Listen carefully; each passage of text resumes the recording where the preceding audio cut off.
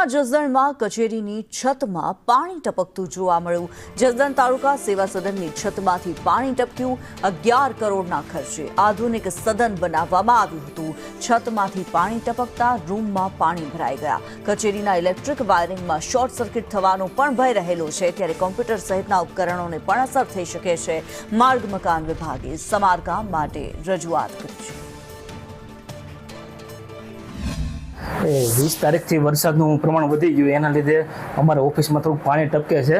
તો એ બાબતે અમે માર્ગ અને મકાન વિભાગને જાણ કરી છે કે આ પાણી ટપકે છે, તો એ સમસ્યાને નિરાકરણ લાવવાનો પ્રયત્ન કરે।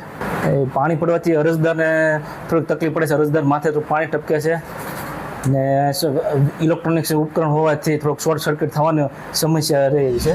મામલતદાર ઓફિસની અંદર જાણે વરસાદ પડતો હોય તેવા દ્રશ્ય સામે આવ્યા છે। જે નાયબ મામલતદાર જે પુરવઠા ઓફિસ છે તેની અંદર જે પ્રમાણે આપ દ્રશ્ય જોઈ શકો છો, જે પાણીના દ્રશ્ય છે, જે અંદર બેસવું પણ મુશ્કેલ પડી ગયું છે। જે પુરવઠા અધિકારીને બેસવું મુશ્કેલ પડી ગયું છે। જે આપ જે પ્રમાણે કોમ્પ્યુટર જોઈ શકો છો, જે કોમ્પ્યુટર છે અને જે ઉપરથી જે પાણી ટપકતું હોય, જે અરજદારો છે તો અરજદારોને કેવી રીતે અંદર આવવું તે પણ એક મોટો સવાલ બની ગયો છે। કારણ ગમે ત્યારે જે આ કોઈ શોર્ટ સર્કિટથી કોઈ મોટી દુર્ઘટના બનશે ત્યારે જે માર્ગ અને મકાન વિભાગ જાગશે કે શું, તેવા દ્રશ્ય સામે આવી રહ્યા છે। જે પ્રમાણે દ્રશ્ય જોયો છો, જે પાણીને આ ટપકી રહ્યું છે, આ જે પાણી છે, જે વરસાદી પાણી છે ટપકી રહ્યું છે। 5 દિવસ પહેલા માર્ગ અને મકાન વિભાગને જે લેખિતમાં રજૂઆતો કરવામાં આવી હતી, પણ છતાં આજે માર્ગ અને મકાન વિભાગની કોઈ તંત્ર જાગ્યું જ નથી। અને ક્યારે જાગશે? શું સંદેશ ચેનલના અહેવાલ બાદ જ આ તંત્ર જાગશે કે શું, તેવો એક સવાલ ઉઠી રહ્યો છે। જે અરજદારોને આવું કે